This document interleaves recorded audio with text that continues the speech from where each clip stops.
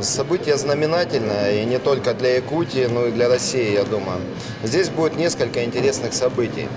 Будет российский этап отборочного турнира Road FC.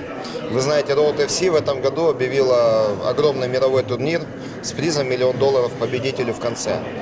И Россию будет представлять победитель вот этой четверки. То есть то, что сейчас боец отберется, он полетит в апреле-мае в Корею участвовать в основном турнире. И у него появится шанс через несколько боев получить $1 000 000. Это очень серьезный приз. Таких практически нету в ММА. Кроме этого, будет главный бой вечера. Григорий Попов против корейского атлета. Бой за титул чемпиона Азии по нашей версии МФП. И будет совершенно большое количество замечательных боев с участием бойцов из Якутии, Благовещенска, Хабаровска, ну и России. Вот в четверке будете представлять Березкин.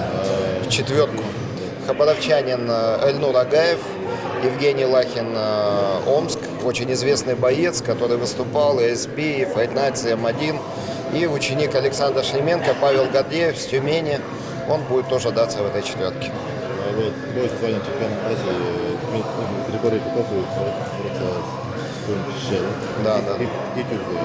Это титульный бой, 3 раунда по 5 минут. Ну, кстати, бой, который вызывает во мне, прям сейчас опасения, потому что Григорию дался тяжело вес, он прям, приехал с Таиланда со сборов, чуть не вложился в вес, гонял достаточно экстремально его сейчас.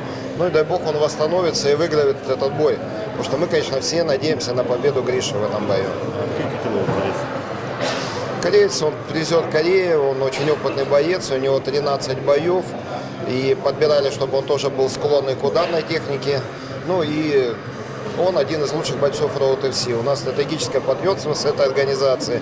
А вот отсюда и родился этот бой чемпионский. В перспективе я думаю, что это будет традиционный турнир, который будет проходить раз в год здесь. Турнир для нас это очень знаковый турнир. Здесь огромный респект главе Якутии. Он прям на первом турнире оценил то действие, которое происходило. Сам объявил, что этот турнир будет ежегодный.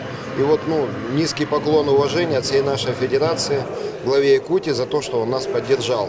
И мы будем стараться каждый год поднимать уровень и статус этого турнира выше.